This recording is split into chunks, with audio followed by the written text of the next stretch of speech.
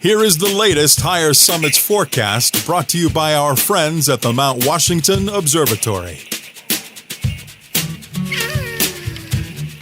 Weather above treeline in the White Mountains is often wildly different than at our trailheads.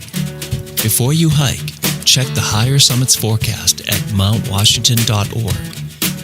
Weather observers working at the nonprofit Mount Washington Observatory write this elevation-based forecast every morning and afternoon. Search and rescue teams, avalanche experts, and backcountry guides all rely on the Higher Summits forecast to anticipate weather conditions above treeline. You should too. Go to mountwashington.org or text forecast to 603-356-2137. Here's your forecast for the weekend of August 10th. Friday, in the clouds with rain, possibly heavy at times, and a chance of thunderstorms with a high in the upper 50s. Winds southwest shifting south at 35 to 50 miles an hour, increasing to 45 to 60 miles per hour, with gusts up to 75 miles per hour. More of the same Friday night with chance of thunderstorms, strong winds, and heavy rain, and a chance of tornado. Interesting. And Saturday, mostly in the clouds with rain showers. Rain showers likely in the morning. Then a slight chance of rain showers in the afternoon with a steady temp in the mid-50s. Winds will be west at 45 to 60 with gusts up to 75 miles per hour. Midday, 35 to 50, and then 25 to 40 later. Be safe out there.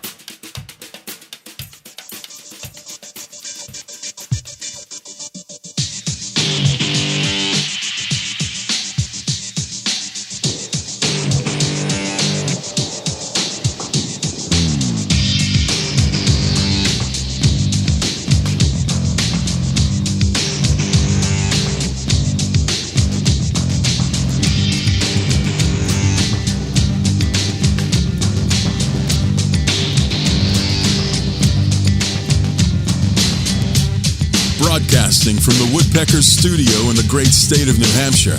Welcome to the Sounds Like a Search and Rescue Podcast, where we discuss all things related to hiking and search and rescue in the White Mountains of New Hampshire. Here are your hosts, Mike and Stump.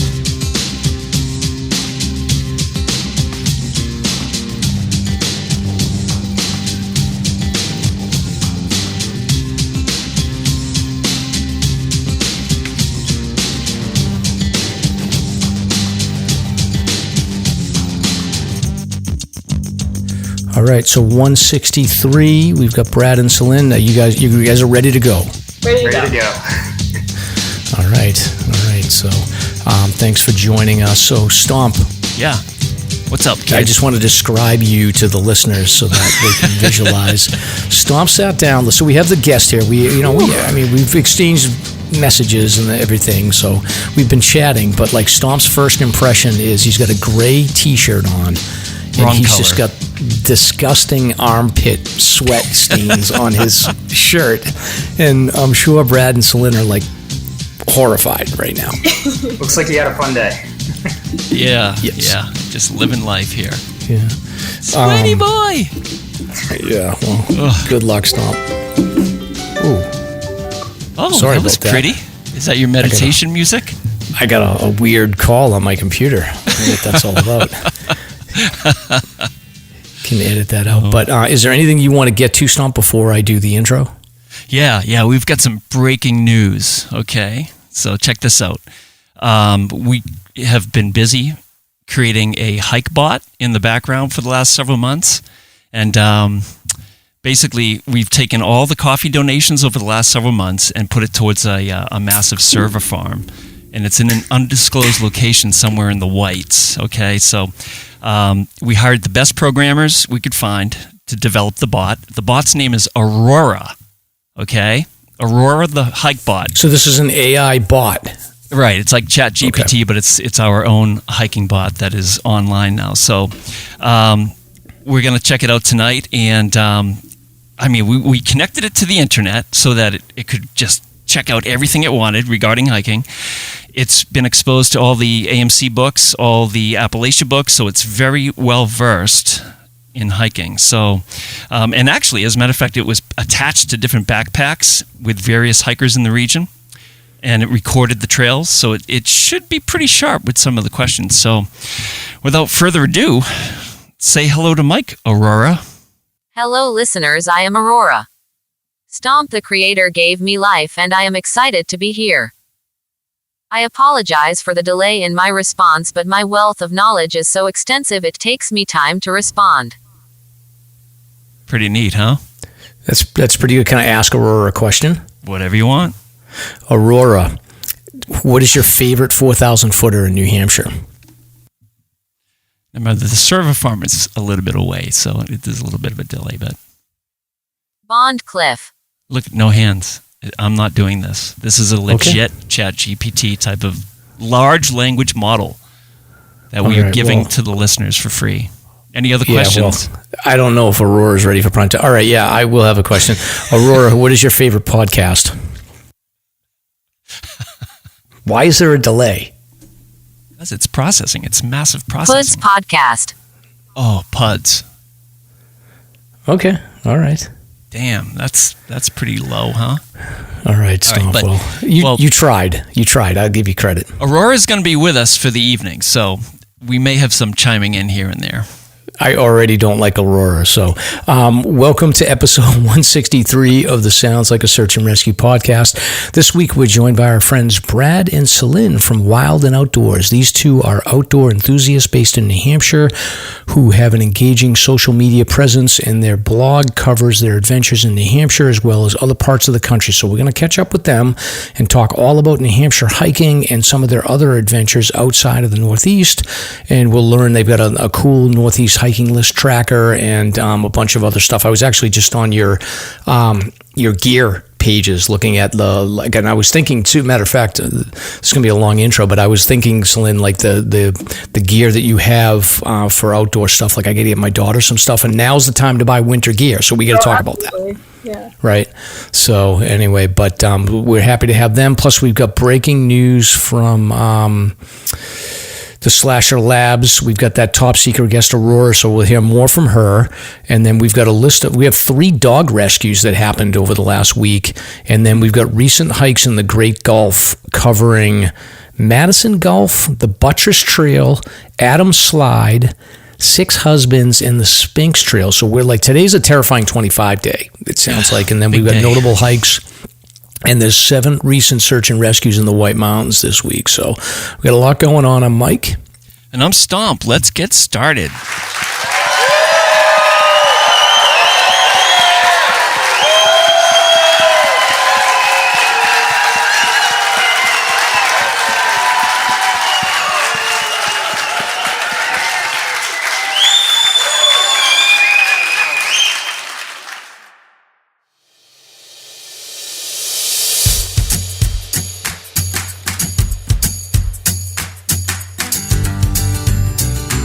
This is Ben Pease from Hiking Buddies. We are a 501c3 nonprofit committed to reducing avoidable tragedies through education, impactful projects, and fostering a community of support. You can find out more at hikingbuddies.org. We wanted to say thank you to those who have supported our mission, and most importantly, say thanks to those who speak up, who ask questions, and who are willing to provide guidance and assistance on the trails when needed. You embody what it means to be a hiking buddy. And now, for all my newer hikers out there, here's this episode's Hiking Buddies Quick Tip.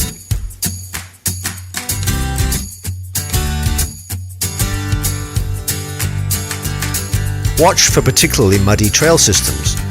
Use gear to prevent shoes from getting sucked in by mud, and consider more durable trails during muddy periods. If you do encounter large wet areas, it's best to walk through the mud and puddles to preserve the trail. Be prepared to get muddy, buddy!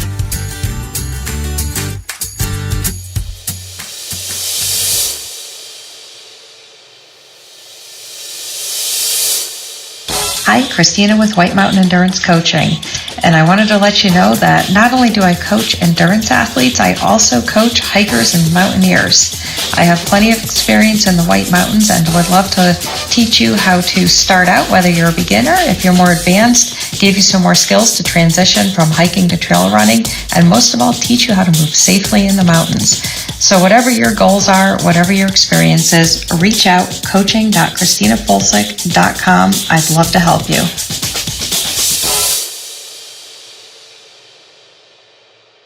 All right, Stomp. So very good. So first, you need to bless me as an official bushwhacker. Yeah, I would say so. Yeah, I think the Adams slide is pretty legit, pretty gnarly. I was looking at it from a distance all day long in the Gulf, and I'm like, oh, damn, that's going to be a rough day. Yeah. Now, Brad, have you guys done any big off-trail things in the Whites? Not yet, no. We stick on trail for the most part. Yeah, this is a good idea. My legs look like I got attacked by a Wolverine, so it's not good. It's not good. The first lesson I learned is wear pants. Oh, hell yeah, for sure. Yeah, for sure. So, but we'll talk more about that later on. But yeah, I'm building up my bushwhacking resume because Stomp looks down upon me because I don't do enough of that stuff. But honestly, like I've done it one time, I'm not impressed. I can understand why. So, good company. I heard that women and bears were happy you were off trail. What was that, Aurora? I am sorry that you do not like me, Mr. Podcast. I heard that women and bears were happy you were off trail. Well, damn. I'm sure. So, I feel like somebody's operating that behind the scenes, Stomp. Maybe Daphne. It might be Daphne. Okay. All right. Well, good luck. Good luck. All right. So, just want to give an update on Seek the Peak. So, Stomp, why don't you share the update? They sent it over to you. Yeah, this is really cool. So here's a quick message from the folks at the observatory following the successful Seek the Peak weekend. So, quote, thanks to you, we met our fundraising goal and then exceeded it by more than $25,000 to a whopping $227,000 total for the observatory. So Seek the Peak continues to grow with 366 hikers joining us this year, representing a 21% increase over last year. So that's really fantastic to hear. This year, Seek the Peak touched more than 600 people, including 145 first-year participants. And many new guests were welcome at the Après Hike Expo at the Great Glens. So that's really good news. Yeah, that's great. It was a great event. I saw a lot of pictures, a lot of people up there participating, and we saw a lot of people at Tuckerman Brewing. So yeah, it was a good time. Looking forward to next year. Absolutely. Yeah, good people.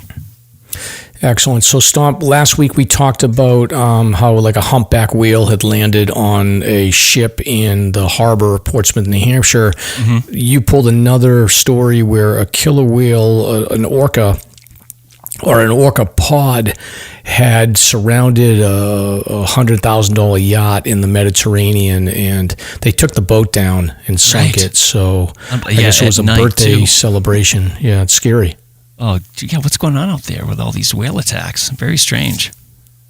I don't know. I'm not going in the ocean. I'll stick to the mountains.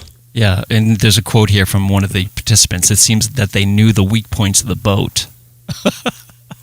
Yikes. That's not good. Yeah, I feel like somebody's programming these orcas to be evil. Yeah, so. It seems that the evidence mounts. The evidence mounts. So, Celine, you guys have been out west before. You've been in Arizona. You're going to be traveling around. Like, there's areas where you got to watch out for snakes, right? Yeah. Yep. Have you run into any snakes before when you're hiking? I have once in the Grand Canyon ran into a rattlesnake, but that was just once. Yeah, so the reason I ask is that there's new technology that is going to allow, I guess researchers have been able to isolate snake antivenom, and they think that pretty soon they'll be able to build like an EpiPen-like device that will save people when they get bitten by snakes. The first snake they're looking at is cobra bites, because apparently that's the most common poisonous snake bite in different regions of Asia, but it could be that they'll solve for rattlesnakes as well. But Stomp, pretty soon they'll have this jab thing that you can use. They're using this CRISPR technology, which is like a DNA selection tool, and using this technology, they'll be able to build out this anti-venom solutions so that it'll be much safer going out in the field for the future. So that technology, sometimes we talk about it and it's like potentially used to like do weird things around humans, but this technology may be life-saving. That's really fascinating. Those people were almost krilled. See, Mr. Podcast, krill is what whales eat. They think it might have been a sperm whale because there were seamen in the water. Oh, jeez. Aurora's getting okay, a little Aurora. feisty. Huh? Calm down. Brad, do you guys have a dog, or you just hike on your own? We don't have a dog yet. You don't have a dog yet. It's in the plans, though. There's plans. Okay. One day. Right. Well, are you the dog person, or is Celine the dog person? Celine is. You are. Okay. Well, I'm sure you see dogs out on trail right now. Stomp, I pulled a summary. There was 3 rescues this week. So New Hampshire Paw Rescue is the volunteer group that I think, given the 2 high-profile rescues, the one that was down by Lakes of the Clouds, and then there was another one off of Caps Ridge last year, the need for volunteer dog rescue was important. So I think that this New Hampshire Paw Rescue, I don't know if they were just recently created or if this was part of the group that was involved with rescuing before, but they've posted 3 rescues.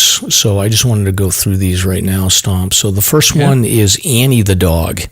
So Annie looks sort of like a yellow lab mix. She's 11 years old, so she's an older lady.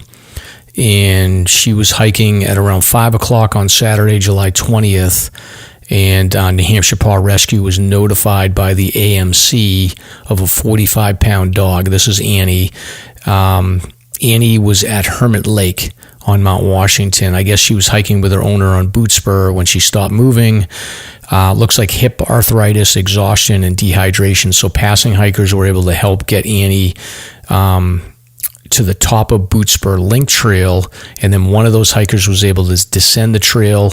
They talked to the AMC caretaker at Hermit Lake. They had a canine litter that was stocked there by New Hampshire Paw Rescue, so they were able to take the litter up. The owner, some hikers, and the AMC caretaker were able to bring Annie down to Hermit Lake, and then they were subsequently able to carry her down to Tuckerman Ravine Trail. So it looks like it was 3 members of New Hampshire Paw Rescue, plus the AMC caretaker, and then the owners, and then everybody got safely down by about 7:15. So that's pretty good. So they had the litter there at Hermit Lake, and they were able to grab that. And it's tough. I'm assuming they went down Boot Spur and didn't go back down Boot Spur Link, but they were able to get that cut off there. So not bad. No kidding. Yeah, it's the Lord's work right there, man. Helping these dogs out in this weather. It's amazing. Yes. Yeah. And then the other 2... I believe it is pronounced interesting, but I can adapt to you error if you prefer. Interesting. Okay. Thank you, Aurora. Aurora's getting me off my... she's interrupting me sometimes here. So the next one is Fuji the dog. So Fuji looks like... I put the pictures, so Celine, if you have this, I put the pictures of the dogs like down. Fuji I don't know what that dog is. It's like a fluffy, stuffed animal looking dog. It kind of looks like part Chow Chow, maybe? Yeah, that's what I think too. So yeah, it's like a fluffy Chow Chow, but on Saturday the 27th, so the following week, Fuji's 100 pounds. Oh, so looking at the picture, wow. Yeah, what a fluffy dog. But I guess they were hiking along the Cog Railroad tracks. They were doing a multi-day presidential traverse, and Fuji started showing signs of paw damage on Mount Jefferson. I guess there was an RMC caretaker around, so Fuji's group decided the best bailout would be down alongside the Cog Railway track. So Fuji was able to continue on his own from Mount Jefferson until it got to the tracks, where he stopped walking due to torn pads and exhaustion. So the owner and friend were able to slowly carry Fuji down from about 5,000 feet to 3,700 feet. New Hampshire Paw Rescue team members were then able to meet them around 9:30, and they gave the dog some water. They placed the dog on a foam pad in a quick litter and slowly carried the dog down the towards the railroad or the railway base station. And they got down around 11:10. So they reminded us on the statement to basically just say, like, there's rough terrain, sharp rocks in the presidential range, and consider leaving your dog at home when going on these peaks, especially if it's a larger or an older dog. Make sure that the dog is fit and conditioned if you do bring him out. So, but looks like a good, nice dog. It's just a big dog. And then the last one, Stomp, was on Sunday, July 28th. This dog's name is Odessa. This is a golden retriever. And this was on the Ammonoosuc Ravine Trail, going to the summit. They went up Ammo and then came down the Jewel Trail, and then the dog was exhausted. The dog was like, I'm done. I'm not dealing with this anymore. The owner was able to carry the dog slowly, and then I guess they made it down to 4,000 feet, and then the New Hampshire Paw Rescue team members reached them around 5:45 with water and a rescue sling, and they were able to put the dog in a sling and take it down. So it's the time of the year, Stomp, for the dogs. Guess so. Wow. Wow. Thank you, Aurora. That's right. Thanks for that riveting commentary, Aurora. So, anyway, it's a work in Stomp. progress. It is. We're working out the kinks here. So, next here is Stomp's punishment tube. I don't know what that means. Well, you remember I thought my wife's tube was Shrek instead of Sully. Oh, the floating tube, yes. Right, correct. So she got me a punishment tube to float down the river and to embarrass me, but it's actually really cool. It's like this little, it's like a 4-foot wide donut. It's tan, so it looks like sand, and on the back is a palm tree. I can lean against this palm tree, so it's not much of a punishment. I love it. Okay. Send some pictures. All right, will do. We all know that hiking a mountain can be hard at times. So here's a corny dad joke to help you get over it. Ba-dum-bum. All right. Celine, do you like dad jokes? Always. You do? Yeah. Okay. Why do they call it a litter of puppies? I don't know. Because they mess up the whole house. Nice. Right. Stomp, what school do surfers go to? Ha ha ha ha, I don't get it. Which school do surfers go to? Surfers. I don't know. Boarding school. Oh, okay. Got it. Okay. Ha ha ha ha, I still don't get it. Boarding, surfing. It's more of a snowboarding joke, I think, actually. But, Aurora's dumb. Oh, damn. Those are fighting words. All right, Stomp, this is the part of the show where we do some sponsors. All right. So first sponsor tonight is CS Coffee. Our podcast is supported by CS Instant Coffee, makers of eco-friendly instant coffee. It's perfect for anyone who loves the outdoors as much as we do. Great for backpacking, day hiking, camping, and even at home. Sorry, guys. I'm trying to keep my composure here. This is funny. Learn more and get in touch at www.csinstant.coffee or email us at info@csinstant.coffee. And then we also have another one from 48 Peaks Alzheimer's. Use your passion for hiking to help end Alzheimer's.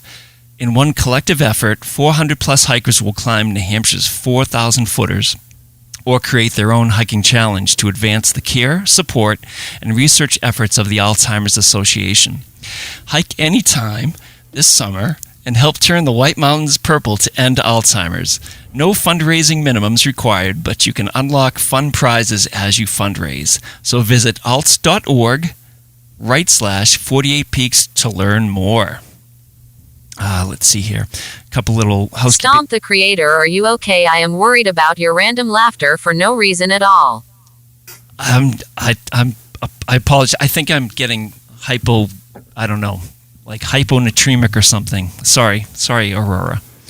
So you can get stickers at Spinners off of Dascombe Road in Andover, Massachusetts, or at Ski Fanatics right here at Campton, exit 28.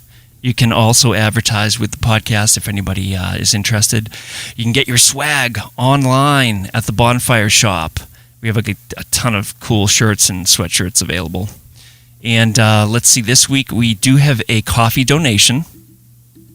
And coffee donations are great if you want to support the show.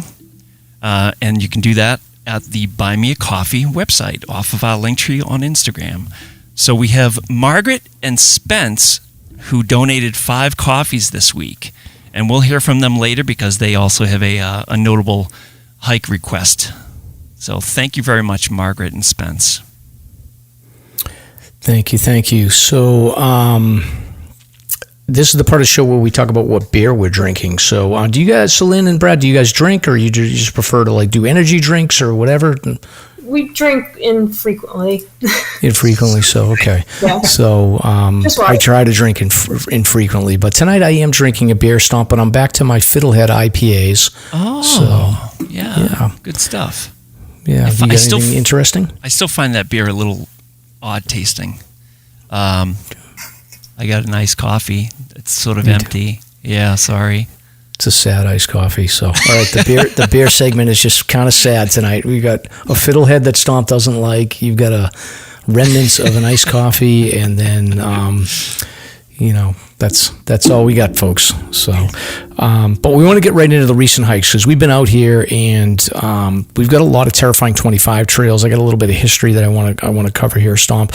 But I think just to start off with Brad and Celine, are you hiking the T25s right now, the terrifying 25s? Yeah, I think we have about 9 left of the 25. You got about 9 left. Yeah. All right. Have you been in the Great Gulf at all? Have you been doing any of these Six Husbands, Spinks, anything like that? Haven't done those yet. All right, so this will be helpful for you to start planning because, first of all, you don't want to listen to what Stomp's going to do. You don't want to mirror what he's doing because he did like a crazy hike. But a little bit about the Great Gulf for people that may not be aware. Let's dive into some White Mountains history, shall we?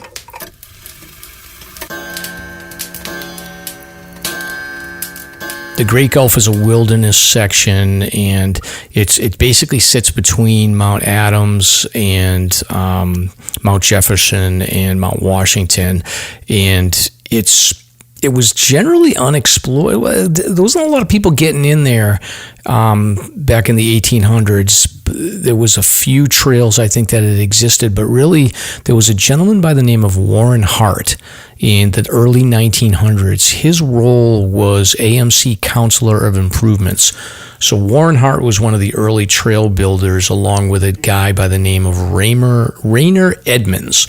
So the Edmonds Path is well known to people because it's the path that you can ascend to get up to Mount Eisenhower. Back in the day, I think they called Eisenhower Pleasant Mountain. But Edmonds and Hart, and there was another guy by the name of Cooks, I think, that was involved in this. They had two competing philosophies on trail building back then.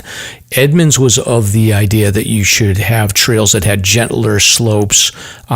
He wasn't necessarily doing switchbacks at the time, but he would look for more gentle approaches. So the Edmonds Path is one of those trails where it's not as crazy steep. And then he was involved in a fair amount of other trails. But the Cook and Warren Hart side of the trail builders, they were all involved in AMC.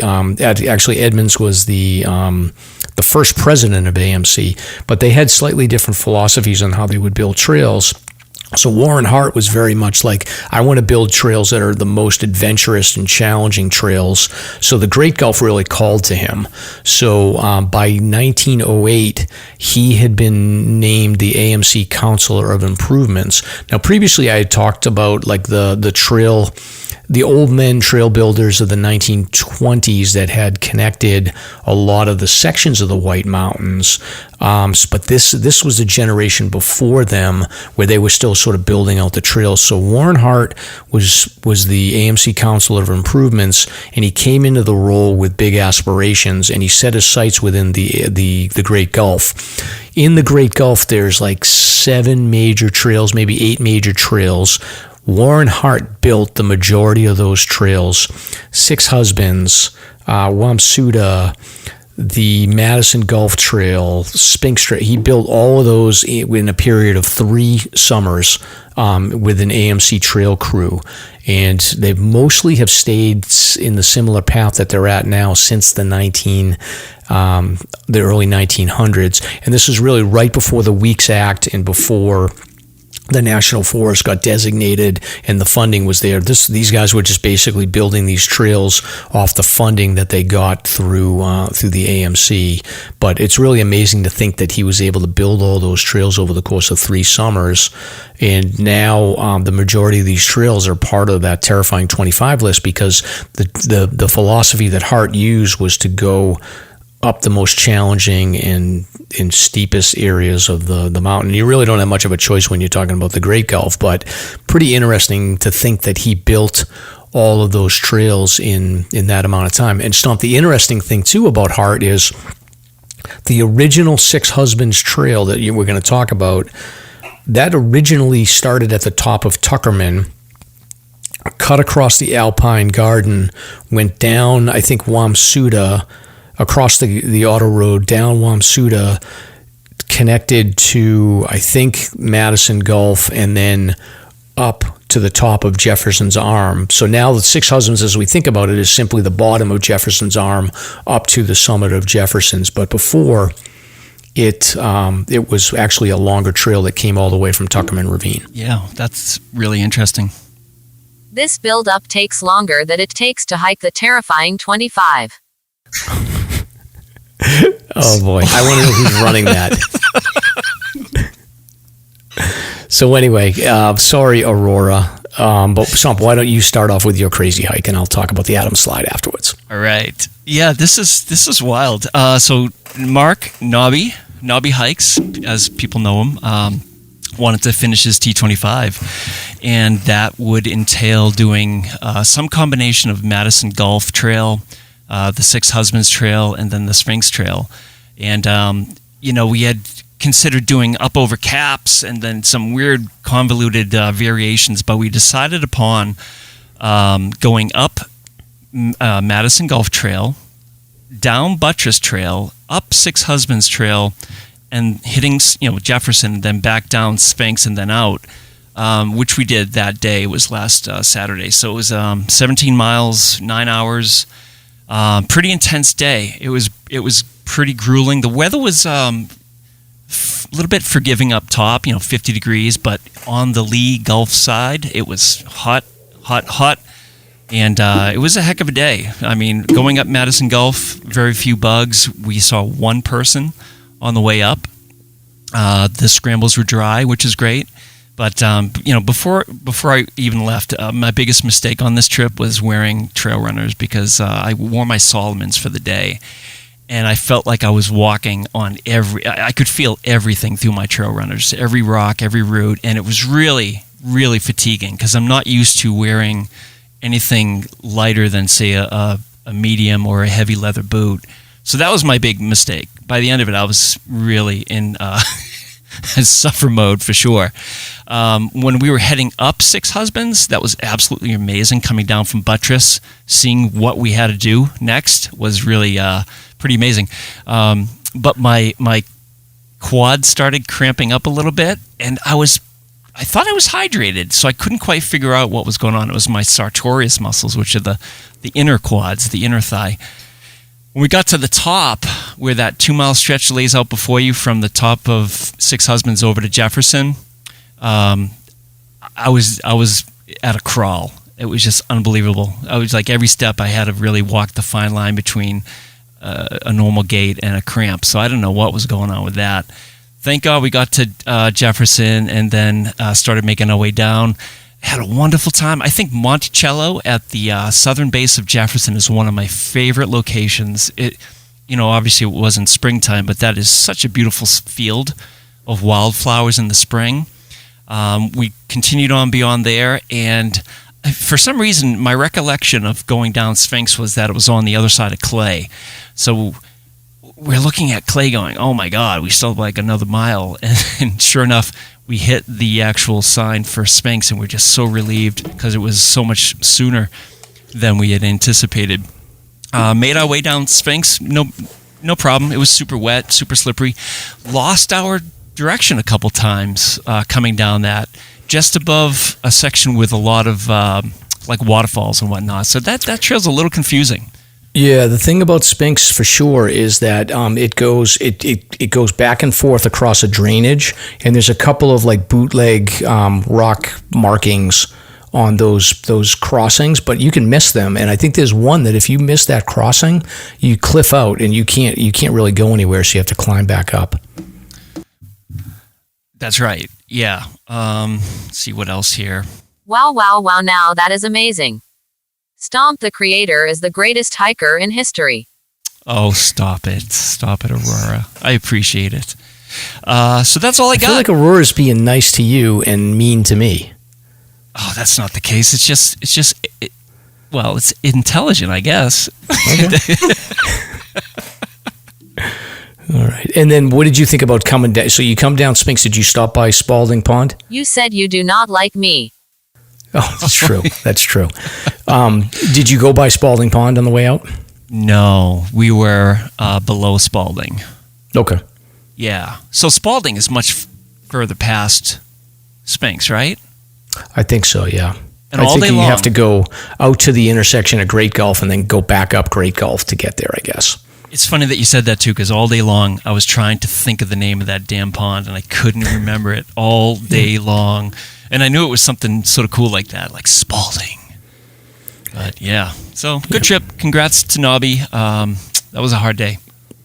Yep. So, Nobby's finished up with his terrifying 25, so congrats. And the next day I went over to the same area. So essentially what I did was I met up with Jakester and then our friend James.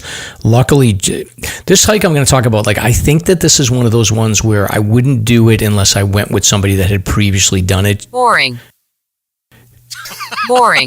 I'm getting really thrown. Aurora's really throwing me off my game here.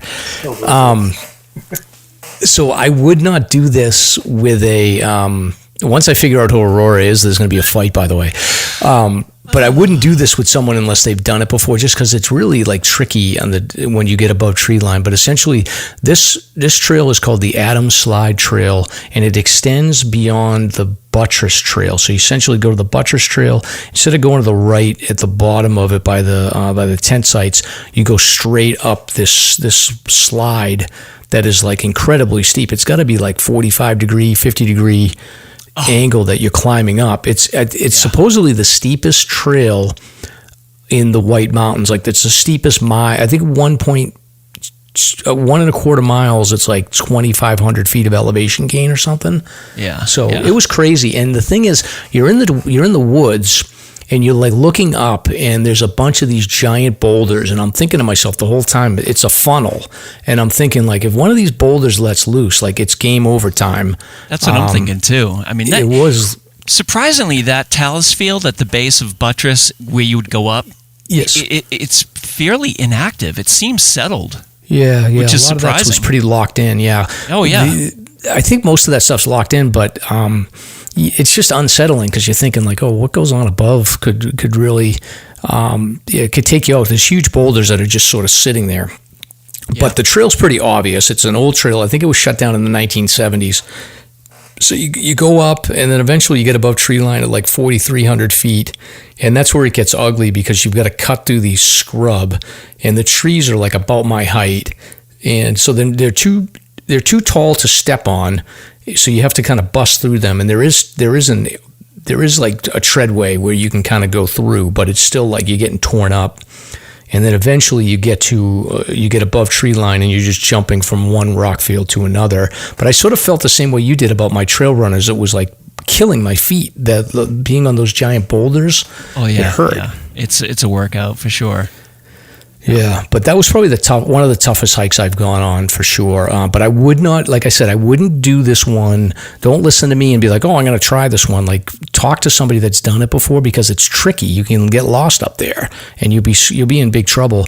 Redline Guiding actually offers a trip to go up there if you wanted to do it with them. So you call Mike Cherum or reach out to us. The actual slide?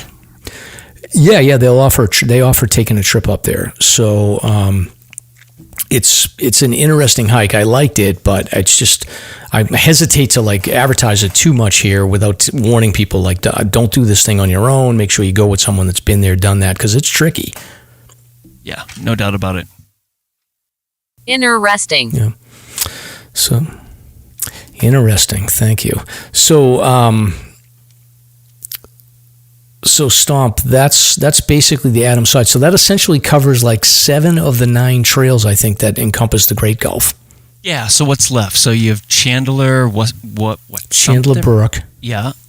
Wasumpta? Is that what it's called? Wamsuta. Yeah, okay. And then the Great Gulf. Great Gulf, right. I want to go back in and finish those 3 before the season's over. Yeah. Now, Brad and Slim, when you get over in that area, are you going to backpack it, or are you going to try to do day hikes around there? I think probably day hikes. We also are working on the 52, so a lot of those are like way up north, so we'll probably be staying in campgrounds and hitting some of them. Yeah. It is tricky. Like when I was doing the Terrifying 25, I actually had to break up the Great Gulf. I did it in I touched 3 different parts of the Great Gulf when I did one day I just did Madison Gulf, and I touched a little bit of the Great Gulf Trail, and then 6 Husband Spinks in the actual Great Gulf head wall. No matter what you do, those are going to be long days. Mm-hmm. So it's probably why they're like towards the end of your list, right? Yeah. Right. So, all right. So, Stomp, moving on. This is the part of the show where we talk about a sponsor that you really need because you're so sweaty. No kidding, right? Oh, my goodness. All right. So, does your backpack not provide enough ventilation? Does your back sweat too much when backpacking? As you know, sweat can be extremely uncomfortable on the trails. Plus, sweat is a serious risk factor in both hot and cold climates. As your clothes get wet, your core temperature can dramatically fluctuate. This can result in hypothermia, heat exhaustion, and dehydration. Let's not forget, just very uncomfortable. Today's your lucky day because we have a good solution and good news for you. There's a piece of gear that solves the sweat and ventilation problem, making your backpack more comfortable. Vaucluse Gear's ultralight backpack ventilation frame.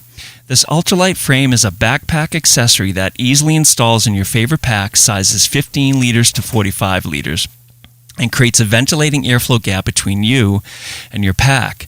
It's also ultralight, weighing around 3 ounces, and that's equivalent to a pair of wool socks. So whether hiking in hot or cold temps, the ultralight backpack ventilation frame from Vaucluse Gear is a real game changer regarding airflow and ventilation. Visit vauclusegear.com to order an ultralight ventilation frame today. Use promo code SLASHER. Can you wear it in the studio? In the front? Yeah, that's probably a good idea, Aurora. So, well, first of all, I shouldn't be wearing cotton. This is a great example of what cotton does. It never leaves your body. Never wear cotton when you're hiking, people. So back to this. So we have a $5 discount. You just have to go to the website and type in Slasher for the $5 and let them know that Mike and Stomp sent you.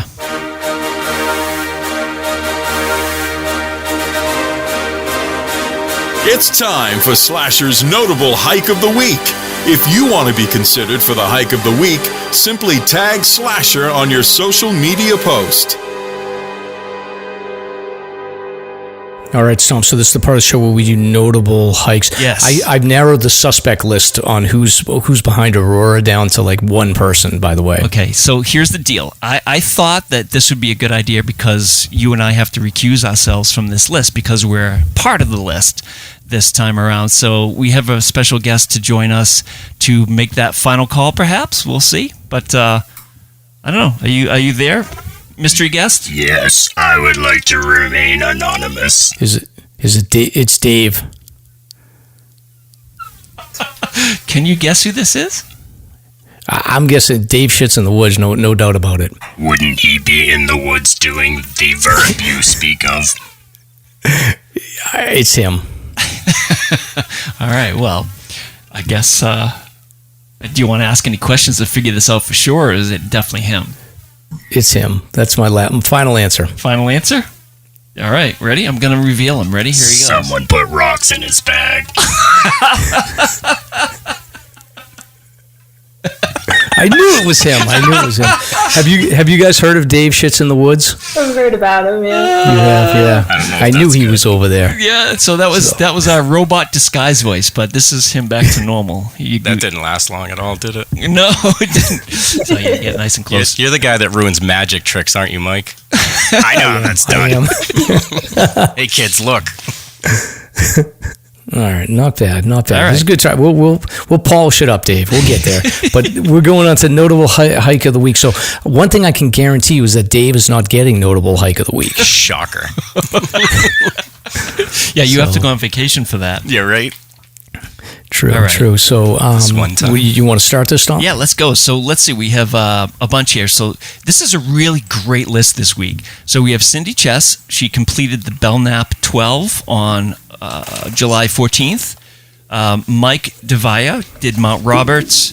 PC Hiker hiked the Z-Bonds Traverse. James Phoenix, this is a monster hike here, very similar to what we did over the weekend here. Great Gulf to Madison Gulf, over Mount Madison, down Osgood Trail, and back Madison Gulf Trail, then to the Auto Road. That's a big day.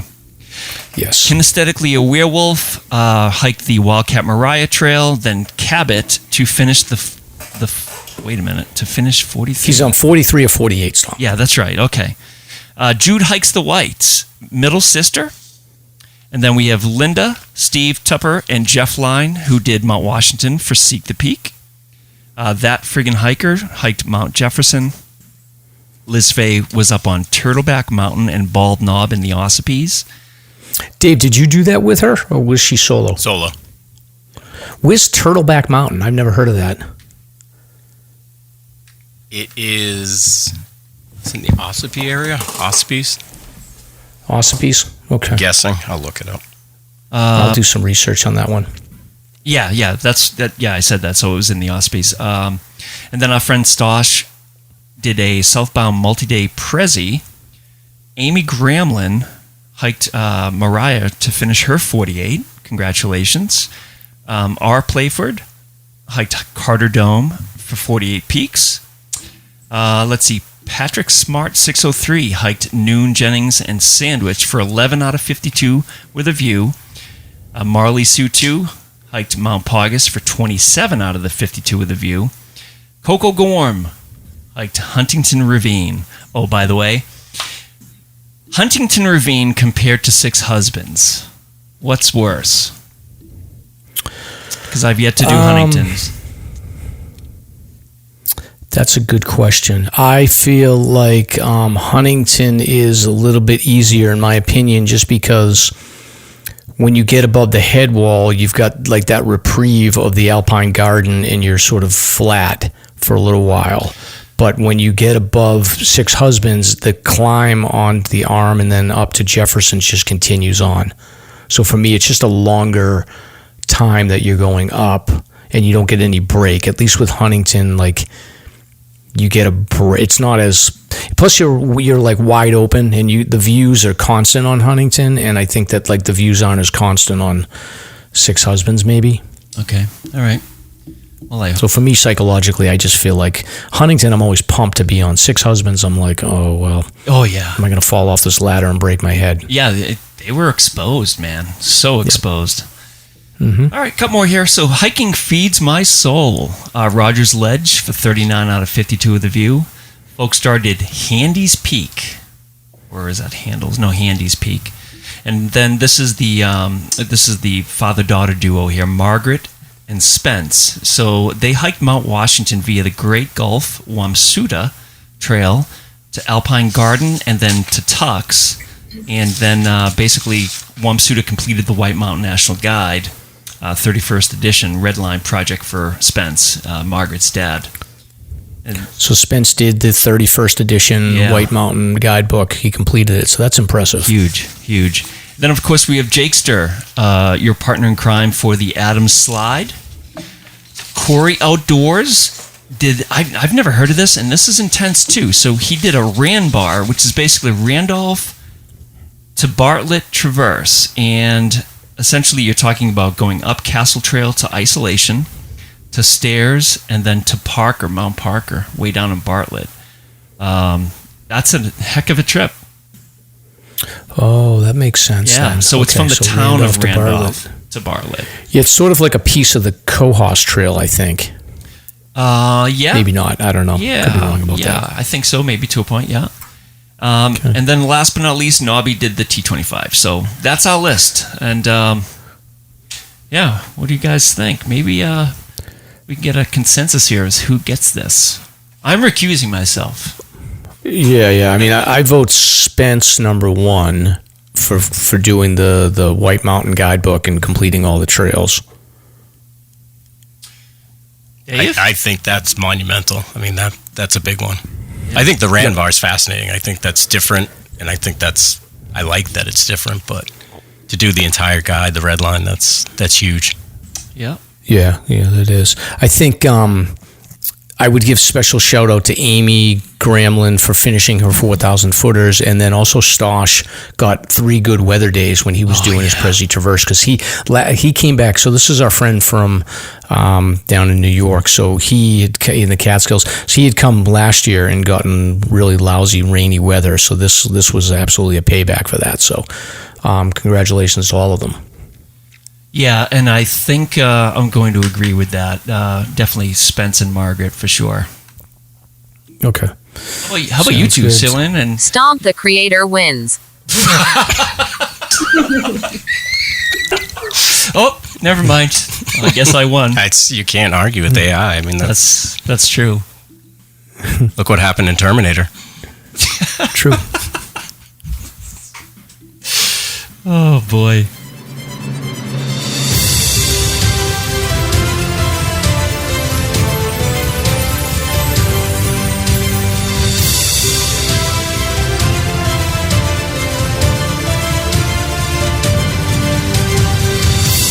It's time for Slasher's Guest of the Week. Very cool. Very cool.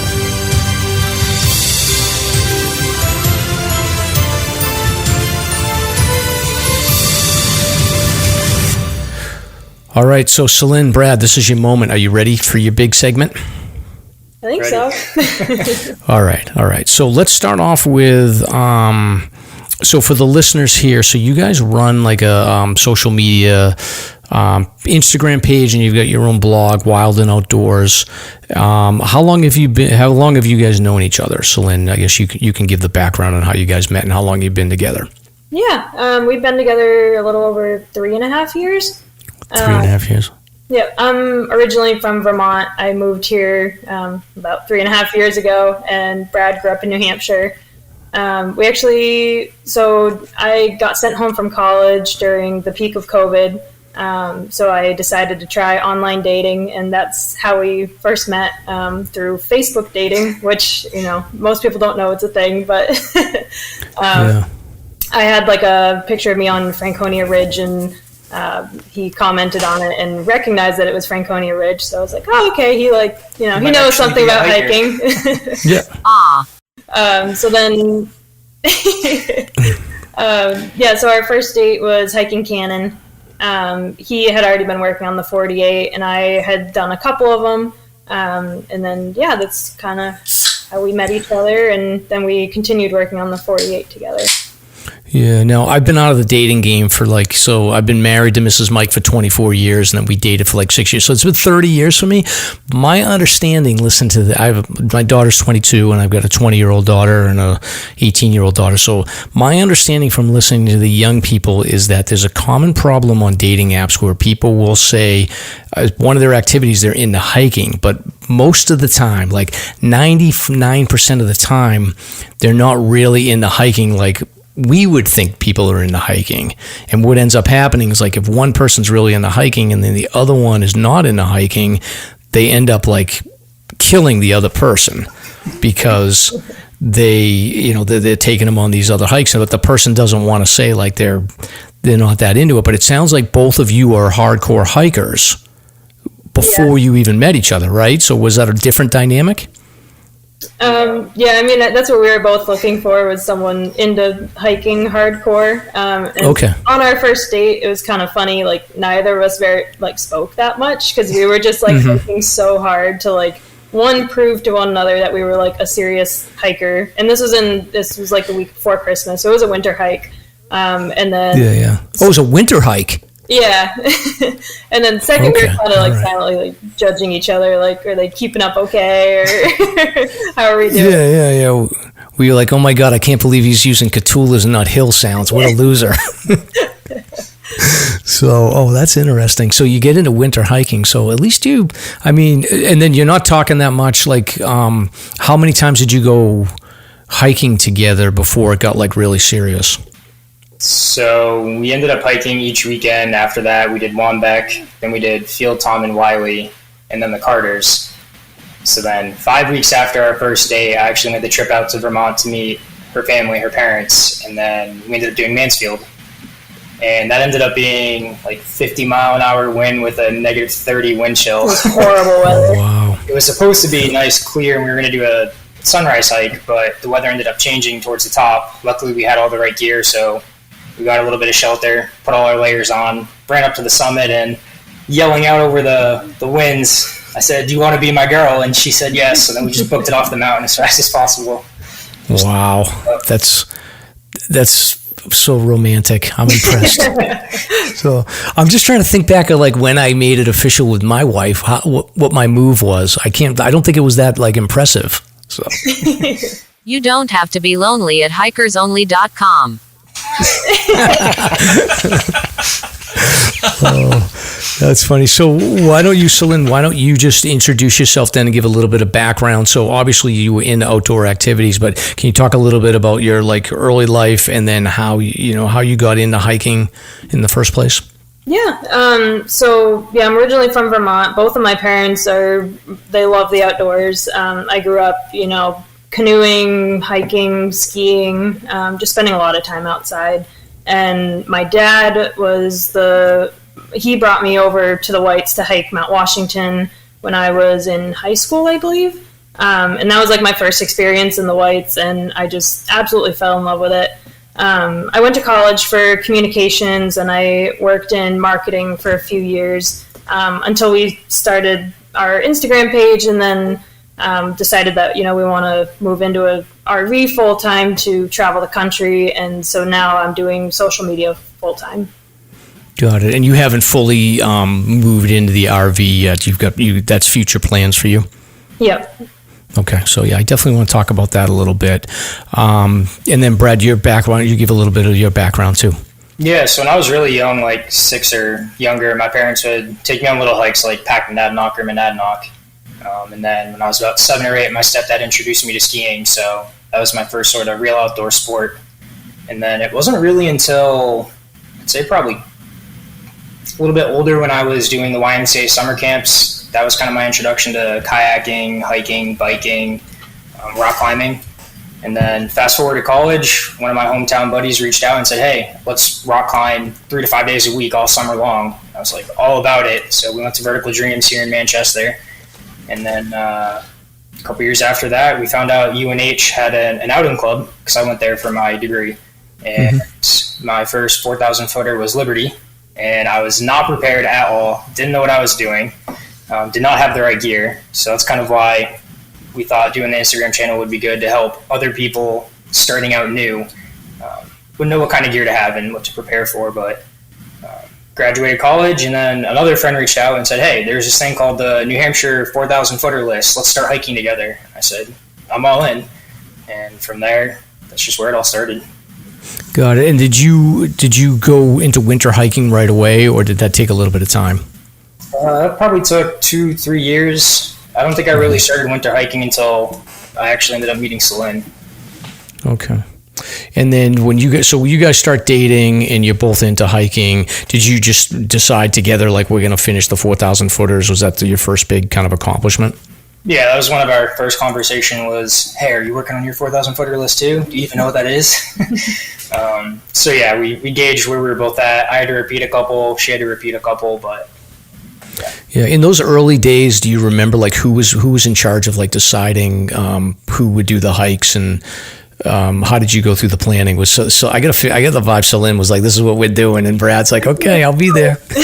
Brad was sending me these hikes because they were like getting longer and longer and longer in mileage. And before I met him, I think the longest hike I had done was like 10 miles. So when like he was throwing out like, we're going to do all the Carters, or like not long after that, we did like Garfield, Galehead, and the Twins all in a day. I was like stressing out because I was like, I've never done a hike that long, but like we'll go for it. And so I hesitated quite a bit, but he was behind all the planning on those. Sounds like me and Mrs. Stomp. Yeah, right. Yeah. Was there any concern about like matching pace or anything like that, or was it you guys match up pretty well from that perspective?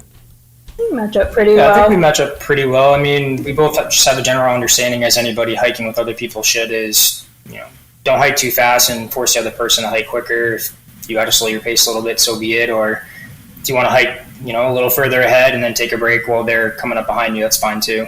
If anything, I might be a little slower because I'm known for like way overpacking, and then I also like to bring my camera and all my boxes and all that stuff. So my bag's always easily like 10 pounds more. Yeah. We'll talk about the photography as well in a minute. But so that's it. So you guys get going, and then can you talk through, like me and Stomp started this, we talked about it for like years. We were like, well, it'd be nice if there was a podcast about like search and rescue and hiking in the Whites, and there wasn't anything. So we were like, let's make one. Took us like a few years to actually start recording, but here we are. But I'm assuming that you guys had a similar evolution where you were thinking like, okay, I'm doing all this research, but I'd really like to like build some resources for people to make it easier. And obviously you have like, I was looking at your Instagram page and everything, and it's kind of like, I'm jealous because me and Stomp have no creativity. We're not very good looking either. Like you guys are much better looking on video, but can you talk through like when did you decide that you're going to go the social media route and start building content to help other hikers? Yeah, I mean, we actually started the Instagram account last June, so it's only been a little over a year. And we really started it just to kind of share the adventures that we were going on.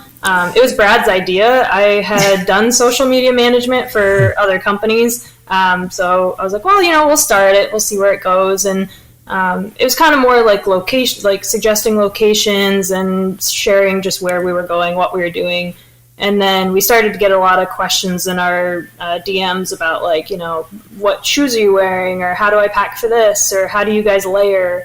And then that kind of started driving where our content was going, which I actually really enjoyed because like, hubba, being in the Whites, being in the Whites, like it's unfortunate there are a lot. That Brad is a looker, as the kids say. Hubba. Continue, Celine. But yeah, it just kind of, that's how we started doing more like gear focused, or, how to pack for certain scenarios, certain weather conditions, things like that. Got it. And then are you mostly video content, video and obviously photos, but it's a lot of short videos, right? Yeah, it's mostly reels. My background is a lot of photography, so I work it in some, but generally reels for the most part. And do you bring like your big camera on hikes with you? I do. Every hike. You do? Yeah. And do you carry it, or do you make Brad carry it sometimes? No, I carry it. I got the Peak Design clip, so it's always right there, ready to use. You do? It's no problem? Like it doesn't bother you when you're holding it like that? No, I've gotten used to it. At first it did kind of hurt my shoulders a bit, just because it's like such a heavy camera, kind of pulling forward, but... Yeah, you can tell the quality. It's like not iPhone pictures for sure. Thanks. Which is good. And then as far as the planning for hiking now, so you get through your initial list, you're working on the 52 with a view, you're working on the terrifying 25. What do you guys do as far as deciding on your hikes nowadays? Is it just up to either one of you, or does one of you decide what we're doing and the other one just tags along? So at this point, Celine's pretty much steering the boat on that. It really comes down to how far do we want to drive on the weekend, what kind of time do we have, as well as how long has it been since we hiked last and how many miles we want to do. So I'm a spreadsheet guy. I love making lists so that I can just quickly look at, hey, how many miles is this? We want to do something 5-6 miles. Just filter it and be able to see what are our options. Yeah, I'm the same way. Celine's pretty much planning it out for us. Nice. And then, Celine, what are some of the most popular videos that you've made? What topics bubble up to people's interest? We noticed that winter hiking videos got a lot of traction. I think it's something that a lot of people are, if you don't know someone to go with, it's pretty intimidating to get into. And Brad has Raynaud's, so he struggles with the cold. So any videos about like layering or how to keep your hands and feet warm, those ones have all done really well. Yeah, I know when I first started hiking, like I would spend hours winter hiking just figuring out like, okay, well, how exactly are people doing layering for gloves, or trying to understand exactly, whether I should be doing thick socks or thin socks, or, heavier insulated boots or less insulated boots, and all those. There's a million different questions that come up. So I have to imagine like people that are first getting into it. First of all, people that are first getting into winter hiking are usually obsessive about it. Mm-hmm. So having a resource where you can go and say like, okay, well, these are the gloves or this is the gaiter that these people recommend, I can imagine is pretty popular. Mm-hmm. So, Stomp, do you still do any research on winter hiking, or are you so zeroed in on your gear that you don't need anything? Brad should be the 11th hiking essential.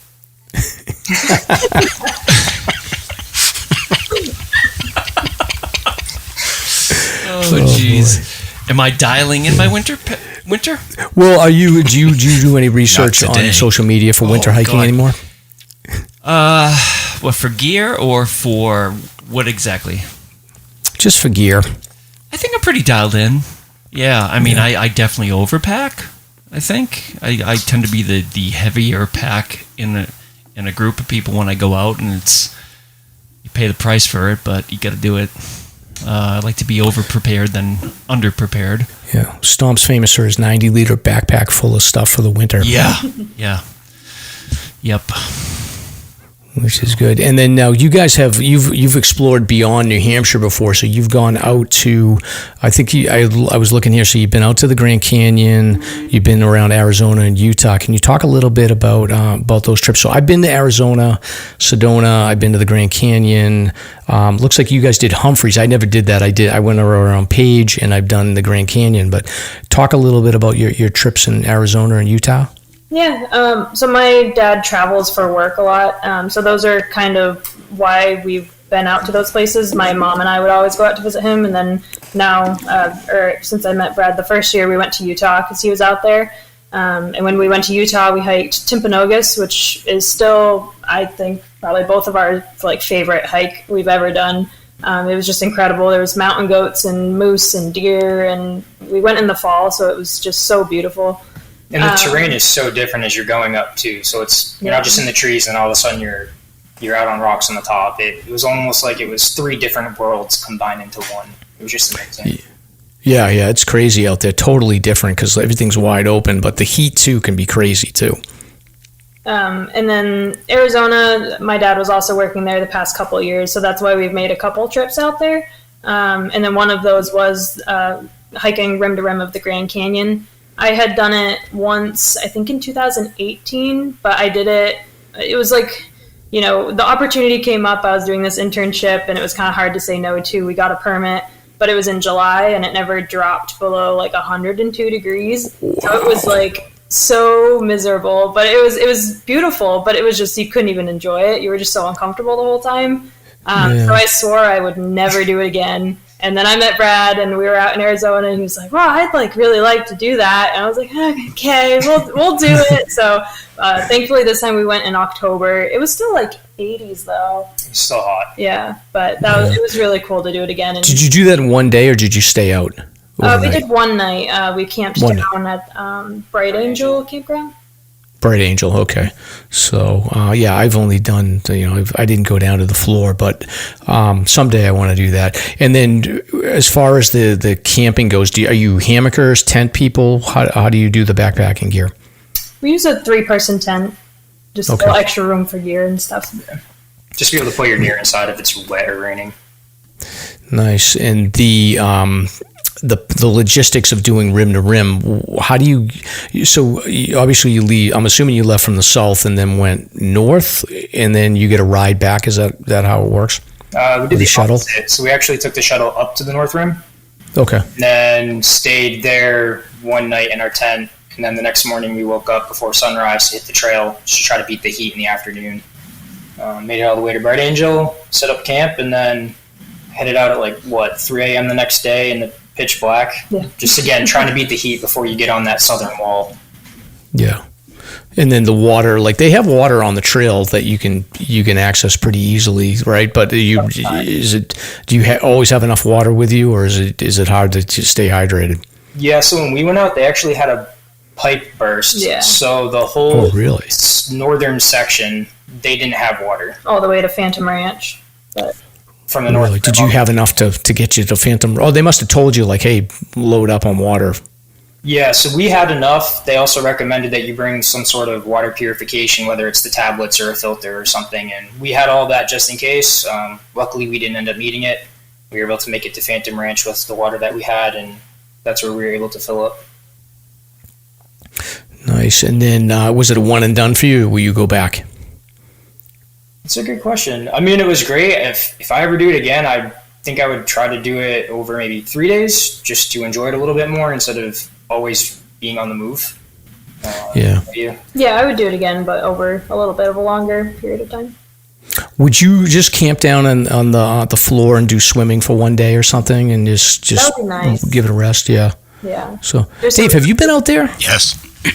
You have? Yeah, Arizona, Utah area, years ago, back in the 90s. What's your opinion if someone was going to hike the Grand Canyon? What is your preferred advice? Don't. Don't? No, I'm kidding. It's you got to be comfortable with the narrow ledges, and when the mules come up, they don't look at them because they will slide legs off. It's intimidating. We only went part way down, and it's a thing.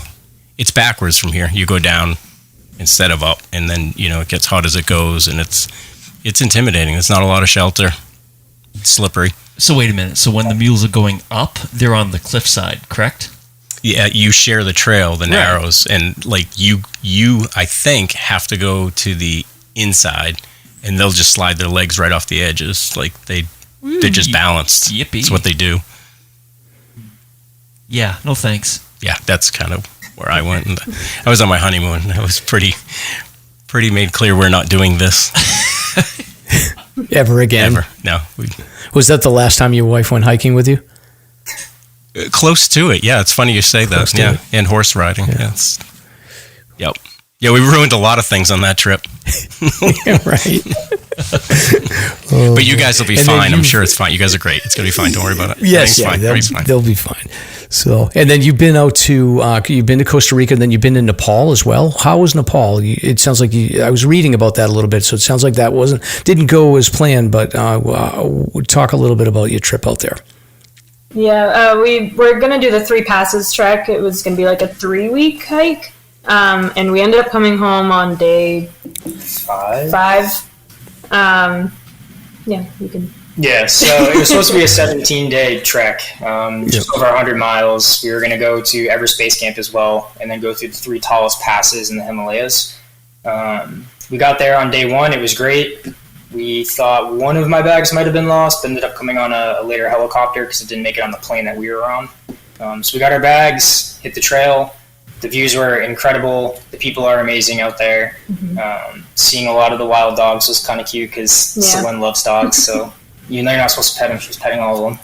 Yes. Why aren't you supposed to pet them? Rabies. A lot of them. Oh, rabies. Oh, boy. It's a pretty good reason. Then made it to our first tea house, and then that's where things kind of went sideways. My stomach started to hurt. I didn't feel good, so I ended up going to bed before dinner. And 5 hours later, I just woke up with the worst pain in my stomach that I've ever felt in my life. Battled through it for a couple more hours, and our guide ended up suggesting that I needed to go to the hospital. But when you're out there, the only way in and out is hiking or helicopter. There's no roads, there's no cars where you're at in the Himalayas. Luckily, they had a group of Army men there, so 6 of them came and carried me on a stretcher for an hour back down to another village where they had the closest, quote-unquote hospital. And we didn't know at the time what it was, but we ended up finding out later it was appendicitis. Oh, wow. They ended up treating it with antibiotics, and fast forward 3 months here in the United States, so this was actually like a month ago, I ended up having my appendix taken out because it flared up again. And the doctor said, if you treat it with antibiotics, there's a 30% chance in 3 months you're going to have a problem again. And that's exactly what happened. So luckily they didn't have to perform surgery there in Nepal. Well, luckily you were able to sort of delay it to get back to the U.S., but wow. So Celine, there's nothing you can say. You can't be like, oh, he ruined my trip. Like, he was legitimately sick, right? I mean, it was day one, and I did tell. I was like, I am totally fine with going home. Like, I was distraught. I've never seen someone in so much pain. So I was like, well, you have to, I'm fine. That's what you want. But you've probably done enough with him where you know he's not faking it. So. Yeah. So we kept going for a couple days, and then I ended up with really severe food poisoning a couple days later. So day 4 that. Damn. Yeah. Great time. And I slept for like 24 hours, and I had to get. You guys are doing great. Don't blow it now. Roller coaster. Wow. Yeah, and then Brad wanted to propose on the trip. Well, before that, with her food poisoning, she ended up having to get seen by a doctor too, because she was in a lot of pain and some other complications were going on. But the doctor basically said, you need to rest for 2 days. You're not allowed to go up any higher in elevation, and then you need to hike out. So like Celine just said, she was resting for probably a full day and a half. She wasn't able to put any food down. She couldn't even make it down the stairs for breakfast in the morning at the tea house. Wow. She was just completely fatigued and wiped out. And she didn't know, but I was planning on proposing on this trip. So now I'm thinking I almost canceled our trip because I got sick. Now she's unwell, sick in bed, not doing well, can't even like get up and move or anything. So should I do this or should I go home and do it on Washington? But the thought was, because I asked her out on Mansfield in Vermont, tallest mountain there, how do you want to up that? So you go to the tallest mountain in the world. Right. But so since she wasn't able to really walk or anything, I said there's no way she's going to make it out 3 days of hiking to get back down. So I ended up coordinating with our guide and rented a helicopter to come pick us up and asked them to fly us over Everest Space Camp, and that's where I proposed. Oh, that's a good save. I like that. Unique. Yep. Yeah. Wow, that's something else. But yeah, I mean, so guys, I think Iceland. You go to Iceland. It'll be a little bit better. It's a 4-hour trip. It's not as exotic. They got regular food there. They got hospitals that are very close by. You'll be fine. So that sounds good. And then you went to Costa Rica for a couple of weeks too. But is that is that a hiking trip, or is that more of a just rainforest and beaches, right? We did some hiking, but yeah, a lot of more sightseeing, tropical, volcanoes. We saw a couple volcanoes, but awesome. And then your next adventure is so you got a fifth wheeler. So you're a little bit behind this trend. This was like a 2001 kind of trend, COVID trend, but you're jumping on this. So what's the plan with this? Are you going to actually go on the road long term, or is this like just something you're going to do for a couple of months and try it out? So our initial plan is 2 years and then see where we're at. Okay. We'll probably go out for 11 months of the year and then come back for a month just to touch base, see family, checkups, doctor visits, all that. But I think we want to head out west. Our first stop is going to be Utah, Arizona area, work our way up California. Did you find it? So I'm assuming you got a pickup truck that you're pulling this thing on. And did you find it hard to find what you wanted as far as shopping for this thing, or is it pretty easy to find them? Finding the camper was the hard part because we know we have a lot of outdoor activities, so we have a lot of gear to bring. Mm-hmm. And campers these days, they're just the payload capacity that they have for ratings. They're just not very high. Once your clothes are in there, you're almost at your max weight. So. Really limited on needing to find a camper that was short enough to get us into most national parks or state parks, but also giving us enough space to bring our stuff to live in it full time. And then I'm going to have to work on the road as an engineer, so I need to have an office set up. So working on some renovations in it too. Are you bringing Starlink along for internet? One of our options, yeah. Yeah. We have that up in Maine. It works great. So as long as you got a clear sky, you'll be in good shape. And then Celine, like, I hope that you leverage this opportunity to tell, like, if he's going to drag you around for 2 years, like, you need a dog for companionship if he's going to be working, right? Well, so they're not allowed in national parks. So we determined once we get back, we'll get a dog. So. All right. That's fair enough. And then Did she say yes? She said no, Aurora. She said, of course. Oh, of course, yeah. Yay! Yes, exactly. So you're going to go out west to start with. Are you going to go outside the U.S.? Are you going to go to South America? Are you going to go to South America? Are you going to go to Canada? What's the plan? I mean, I'd love to go to Banff, or really dreaming, I'd love to go to Alaska someday, but that definitely won't be during our first year. I think if we do that, it would be the second year. Okay. Do you, people romanticize this? Like, as I had my cousin on, we did an episode about, she took her whole family for a little over a year. And, I remember talking to her, and she said that people do romanticize it a little bit, and that it is a fair amount of work, but that there is the opportunity to find connection. Like, there's whole communities of fifth wheelers that will go around, and you get to make friends and things like that. But she said after a year, she was ready to get back to sort of the home life. So I don't know, is there any concern about, like, is it with a 2-year plan, do you think that you'll eventually get tired of living on the road, or you won't know till you get out there? I don't think we're going to know until we get out there.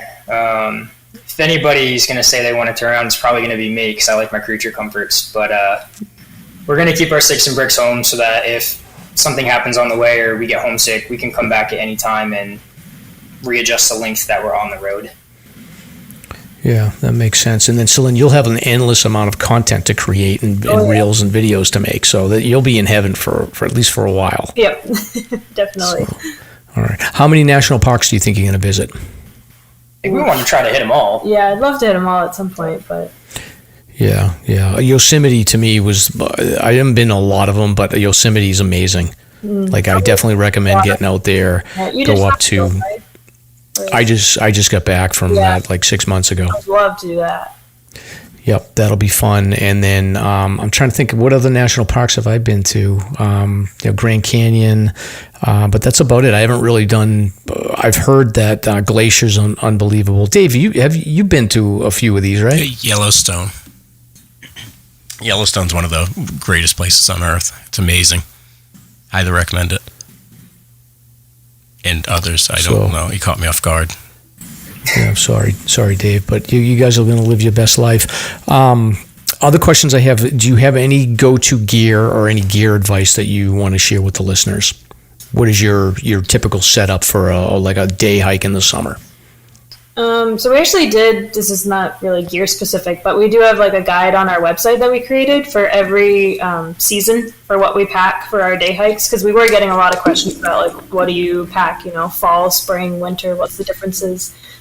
So that can be found on our website. It's just a little PDF you can download. It does also have specific links to our personal gear. A lot of layers, coats, puffy pants, a lot of random items that we like. Yeah. I'll include those links in the show notes. And then as far as plugging all of your sites, so your website with your blog is wildandoutdoors.com, and then your Instagram, I'm going to ask you to do it because there's like an underscore in there and I don't want to screw it up.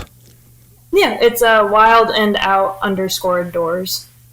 Got it. And then so definitely follow them. They've got good content. I don't follow too many like outdoor influencers. Like, I like you guys. There's another guy that he's always like, my name is Sparky, and he's always talking about like, he's making fun of hiking. I forget, he just did a video. Or he'll be like, my name's Pemi and I'm doing the 4,000 footers. You know that guy I'm talking about, Stomp? With the blonde hair? Yeah, the blonde haired guy, yeah, right? He's fairly new, I think. He just got on my radar too. Like, my kids will like send me his TikToks and they'll be like, "Oh, Dad, this guy he sounds like you sometimes." It's funny. And I'm like, "No, I don't sound like that." Yeah, listeners have been asking for us to reach out to him to see if we can get him on. but maybe. Yeah, we'll see. But he stands out, and there's a few other people, but you guys get good stuff. So I'll make sure I link those in the show notes. Is there anything else, the website, the Instagram, anything else they should follow? We do have YouTube, Facebook, and TikTok. Our YouTube is going to be mostly like camper modifications. Okay. But yeah. I like those. I watch those videos. So I have one TikTok video that has 1 million views. I don't want to brag or anything. Impressive. Yeah. It's a video of Turks and Caicos, but then it says the Merrimack River in Lawrence, Massachusetts. Like a 5-second video, and it got 1 million views. And I was like showing my kids, and they're like, "How can you get that many views for a stupid video like that?" And I was like, "I don't know. It works." So part of it's luck, Stomp. Yeah, speaking of luck, have you guys had any close calls with mishaps or search and rescue or anything like that? Don't believe so. Knock on wood. I wouldn't say we've ever been on the verge of needing to call for help. I would say when we were on Mansfield and Washington, we've been on in -30, and both of those were rough. -30 wind chill or base or what? Wind chill. Yeah, okay. Yeah, I don't know much about Manchester. I get nervous being that. The thing about Washington, when you're in that wind chill for that, you're above tree line for so long. Like me and Stomp have done crazy cold hikes, but usually like we did Flume and Liberty, where you're above tree line, but you can duck back in. So that's pretty brave to do a hike that's good. Did your gear hold up, or were you cold? It held up well. Yeah, our gear held up well. I think we made it to Lake of the Clouds, assess the situation before we continued to be, exposed along the ridgeline, and we were up there for sunset. Yeah. And then as soon as the sunset, the temperature dropped. But we also brought butt sleds, so we butt sledded down the cog. So we got down really fast. Yeah, that's a quick trip for sure. And then with the Reynolds, do you have anything special that you do to stay warm? So it's taken me years to figure out a system that at least works for me. One of the biggest things that Celine came across is this sort of lotion called Warm Skin. It's just like a lotion you put on your toes and your fingers, and it helps to insulate them. And I find that helps so much that I don't even need to wear some gloves sometimes when I'm starting out hiking. The other thing is I always have toe warmers if I'm going to be doing big hikes. And we ended up getting these little like electric hand warmers so that we could recharge them if we wanted to. Those have helped a lot, and then using mittens instead of gloves. Yeah. Those electric hand warmers, I just got those. My daughter's boyfriend bought me those. They're a little heavy, but like I've actually found that they're perfect. Like I've used them quite a few times. As a matter of fact, when my daughter was like really cold on Canon, I broke those things out, and they fire up right away. And they're super warm. So a little heavy, but I like them for sure. Try preparation H. Oh, you said Reynolds. Sorry. Oh, Aurora thought you were talking about something else. Good Lord. I apologize that we're experimenting on you guys, but we'll live. And then, did you guys say, are you married yet, or is the wedding happening? What's the deal? Wow, put the pressure on him, Mike. Jeez. Yes. When is the wedding?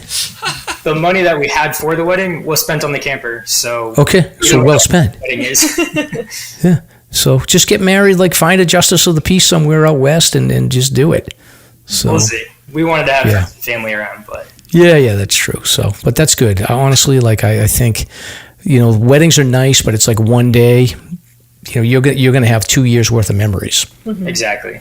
So that's not bad.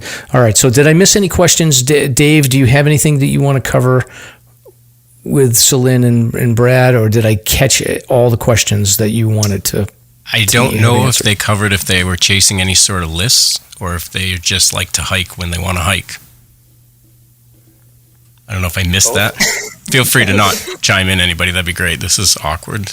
Yeah, we're working on the 52. I think we have 6 left. Yep. And then 9 left on the Terrifying 25. Nice. So you got to finish those before you hit the road. I'm going to try, but it'll be close. We're hoping to use our camper to go way up north to be able to kind of camp in one spot and hit them all. Are you going to stay where it's warm constantly, or are you going to go where are you going to winter camp with the trailer at all? No winter camping. Smart. Yeah.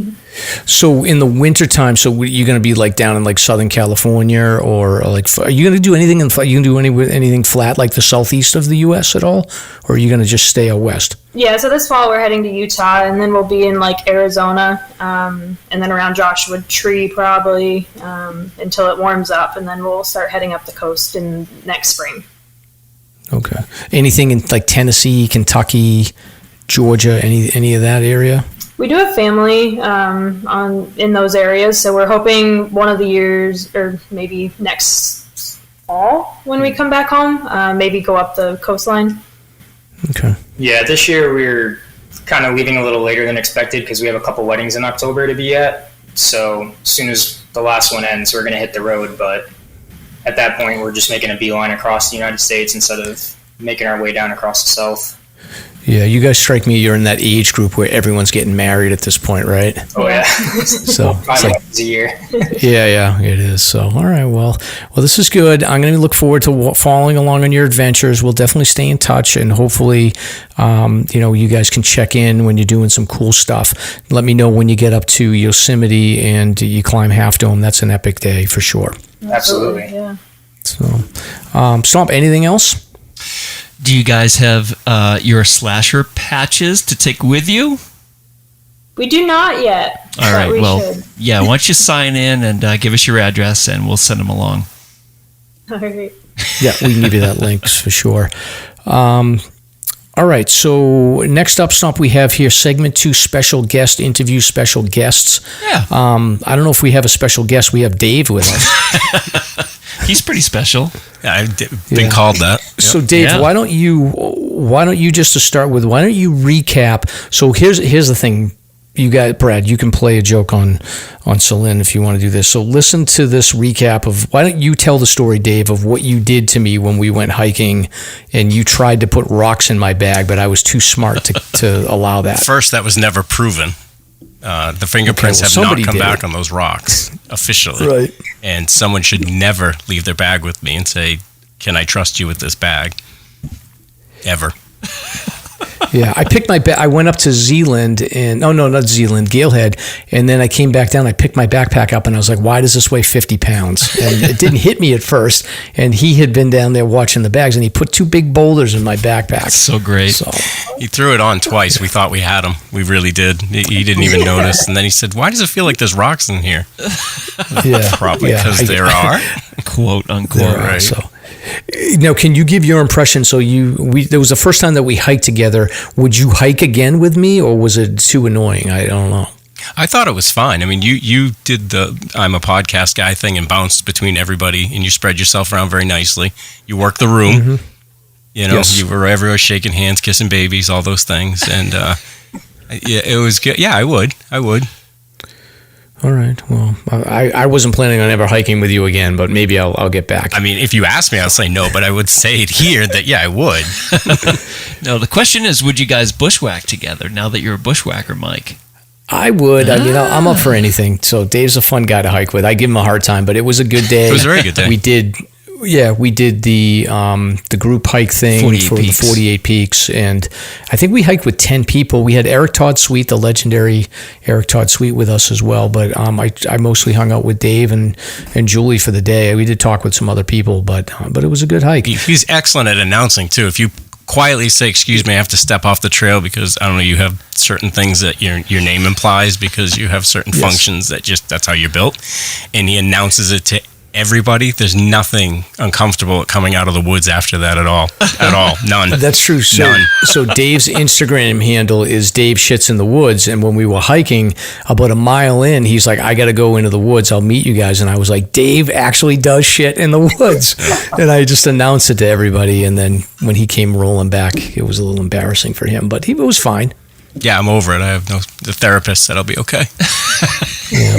No, have you been out pursuing the 100 or the 500 highest or whatever it is? Yeah, I'm narrowing down the 100. I got 3 left on the 100. I just did Lowell. I don't even remember when it was. It's been such a long summer. Haven't gotten out much, but it was Lowell probably 3 weeks ago, something like that. The trail was closed. The road's closed. Sawyer River's closed. So biked up to the trailhead, and I found a good ridge, walked up found pretty good path right up to the top for the most part.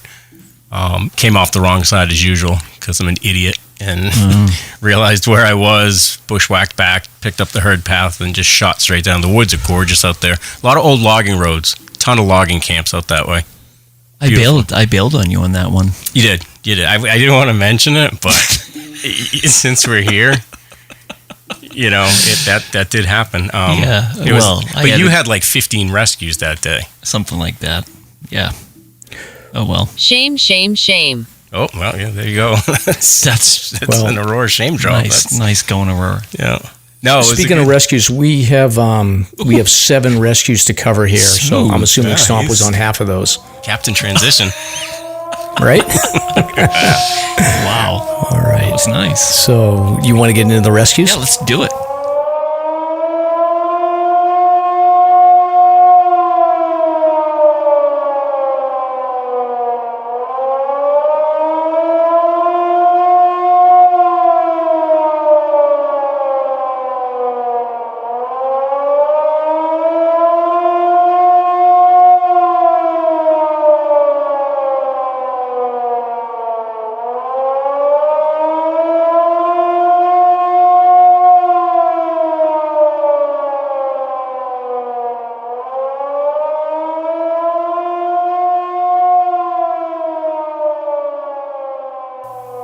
Okay, so I don't think these are in order of date, but let's go with the first one here. So this is the Caps Ridge Trail. Celine, have you been on the Caps Ridge Trail before? Yes, I love that. So that's one of your T25s that you've done already then. Mm-hmm. Yeah, that's a good one. So I haven't been on it in the last couple of years, but this happened on Wednesday, July 24th. 2 Canadian hikers attempted to hike the Caps Ridge Trail.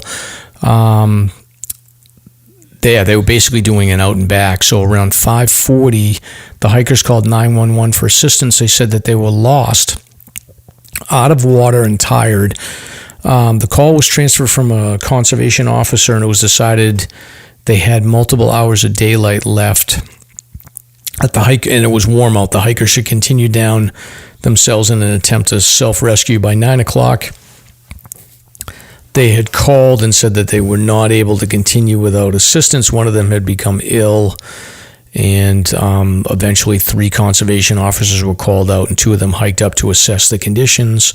And the hikers were given food and water and headlamps and heading down. So 60-year-old hiker and a 46-year-old hiker. So sounds like hiking with you too. So I don't know. I mean, maybe, I don't know. It just doesn't seem very, very hard to stay on that particular trail. Yes and no. I mean, it gets really confusing at the top.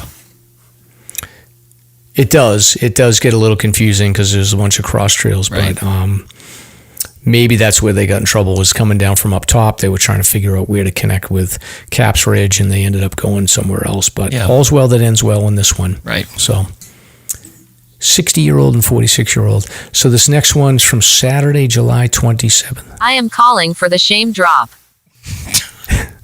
Shame, okay.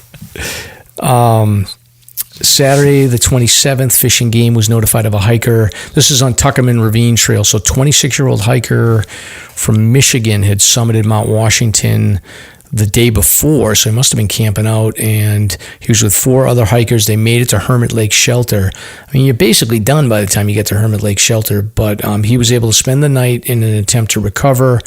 He couldn't hold down any food or water and became weaker, so he might have had some kind of a bug.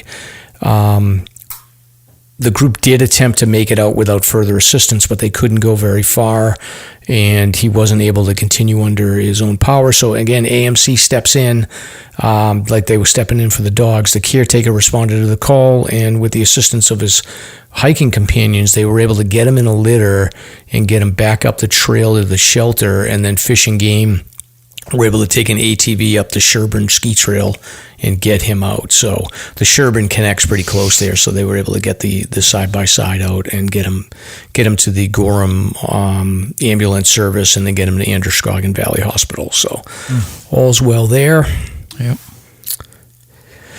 This next one was Champney Falls Trail Stomp. I actually saw this one come over the internet. There's a Facebook group that I'm on that was talking about this particular one. So 57-year-old hiker from Maine. They were on Champney Falls around 10:50 or 11 o'clock. They were right below the summit, and this hiker fell and injured her wrist. So the husband called 911 for assistance.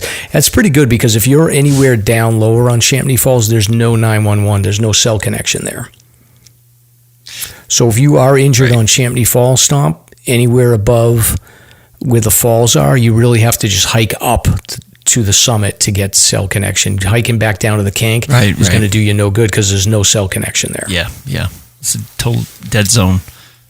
Yep. So I guess the call came in at 11. The Forest Service got there. They were able to splint her wrist, and I guess there was some other Good Samaritan hikers, and they were able to get her out around 3:45. So all's well with that one. Mm-hmm. And this next one, Stomp, is in your neck of the woods, Greeley Ponds. That is right. There's two ways to get to this one, either from Waterville or from the Kank. Yeah, so this was a 35-year-old Massachusetts man who had fallen on wet, slippery mud along the trail. He was carrying his young son. Holy crap. So this is the guy's carrying his son across a wooden board section of the trail. He lost his balance and fell. I read about this, and the first thing I thought about is, did he protect his kid? Mm-hmm. And luckily he did. The son was uninjured, but the father received some injury. So that's the right thing to do. If you're falling, and if you're carrying your kid and you're falling, you protect the kid, and then you get injured. Agreed. That's what fatherhood's all about. Correct. Yep. So. Yep. So the hikers from Foxborough, Mass, and I guess there was a Good Samaritan that passed by. They were able to get a call out and send a rescue text to 911, and then conservation officers got there. So the call came in at noon. They were able to get to him by 1 o'clock, and then he was out at the trailhead by 2 o'clock. So not bad. They had to take him on the ambulance ride to Concord Hospital, but all's well that ends well. And most importantly, he did not injure his kid. Dave, would you have injured your kid if you were in that situation, or would you have protected the child? Which kid? It depends. You tell me. Actually, that's true with me too. My middle daughter, she may go in the mud. Just saying. Yeah. So Lynn, do you have siblings? That's too funny. No, we're both only children. Both only children, yeah. Really. You guys must be great at sharing. Because if you don't break them up, Mike, I will. You don't want to. No, it's such a lovely, good-looking couple. I'm not going to break them up. No, I'm teasing. The questions you were asking earlier were definitely argumentative. Look, Brad already left. He walked away. He's already going west. He left without you. They were horrified by Aurora, Dave. I think that's what happened. Oh, she's such a sweetie. He's Googling her right now. Yes. All right. So this next one's July 28th. This is the time of the year, folks, too. So for people that think like, oh my God, there's so many of these rescues. Like when we look at the data on this, like you see July and August and September are when you have these weekends or these weeks periods where you'll get like 7 or 8 of these rescues. And a lot of them are just slip and falls at this point. So it's not that big of a deal. But this next one, again, is Saturday Falls. On the Saturday Brook Trail. So this one's pretty close to the trailhead, I think. So 55-year-old hiker from Leesburg, Virginia, left the trailhead around 3 p.m., injured herself about a quarter mile from the trailhead. So I don't even know if this counts as a hike. This is just like a tourist. That's a road. Oh, true. Yeah. I think that's just But anyway, they slipped and they needed help from Conway Fire Department. Again, anywhere on the the Kank, you have to remember that there's not a lot of cell connection out there. So be careful when you're out there. Conch-a-magus. Conch, the Kank. The Conch. Did you drive the Conch this weekend? Yes. Lovey? All right, July 30th, SOS alert was received by a Garmin InReach device. This was off of Where's this person? Franconia Brook Trail. So 29-year-old hiker. She was not able to continue hiking without being carried. Oops. Don't worry about it. We're just having a little dropsies over here. He's not invited back. Look like an album cover. I didn't even do it. Sorry about that. So help me out here, Dave or Stomp, with the... It's on the Franconia Brook Trail, but the AMC caretaker from the Garfield shelter was asked to respond. Is that even close to the Franconia Brook Trail? Yeah, for sure, yeah. So the tent site is, 0.3 from the Garfield junction to the summit. So the Franconia Falls is after the tent site and well before the Galehead Hut. That's Garfield, though. Right? Yeah. I don't know. I'm confused with the geography Garfield here, but anyway, it's a 29-year-old hiker. So I guess the hiker was located 5.4 miles from the nearest trailhead. Conservation officers, along with volunteers from Pemi Search and Rescue, and some of the caretakers were able to respond to the Garfield Trail off of Gale River Road in Bethlehem. By 5 o'clock, first rescue started up the trail and reached the injured hiker around 8. After assessing the injuries, it was decided that the hiker would be able to start hiking towards the trailhead with assistance. And by about 11 o'clock, they were able to reach an ATV and transport the hiker for the last 2 miles. So by 11:45, the hiker got out. So that's a long day, 3 o'clock call, and they didn't get out till midnight. Yeah. Hikers from Woonsocket, Rhode Island, Stomp. Yep.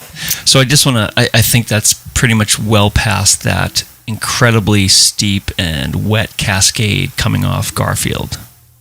I think that Trailhead Junction is past that, which is as hard as it gets in terms of hiking, quote unquote.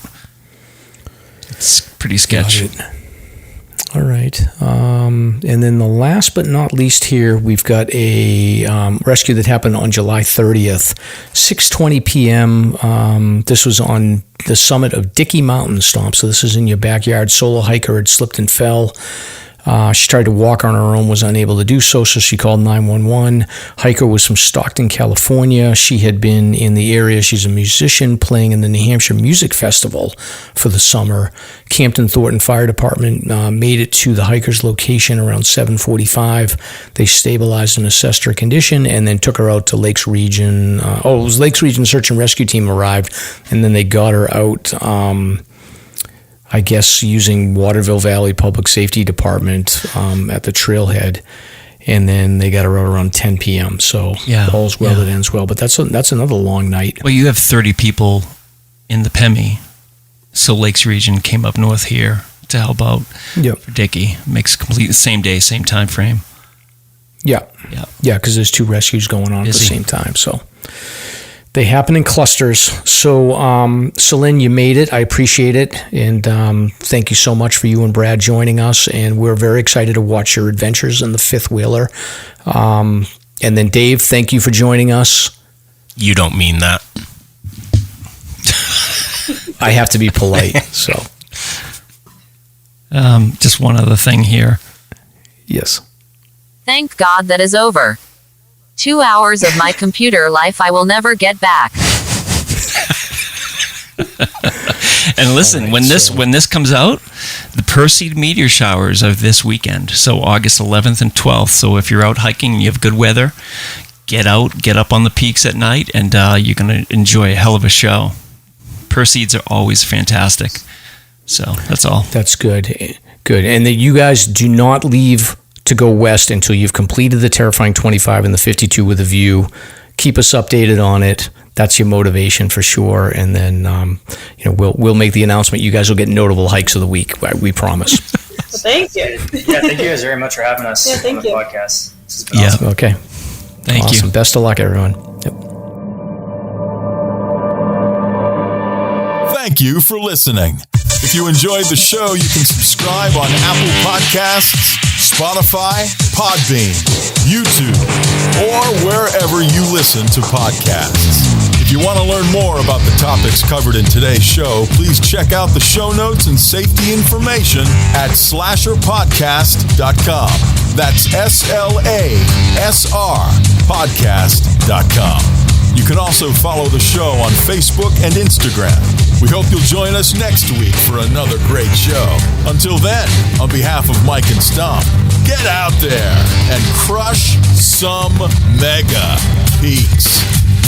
Now covered in scratches, blisters, and bug bites, Chris Staff wanted to complete his most challenging day hike ever. Fish and Game officers say the hiker from Florida activated an emergency beacon yesterday morning.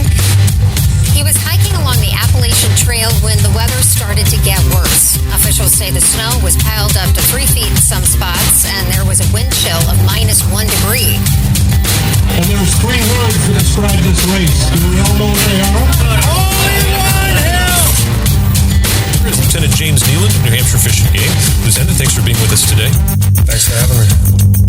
What are some of the most common mistakes you see people make when they're heading out on the trails to hike here in New Hampshire? It seems to me the most common is being unprepared. And I think if they just simply visited hikesafe.com and got a list of the 10 essential items and had those in their packs, they probably would have no need to ever call us at all.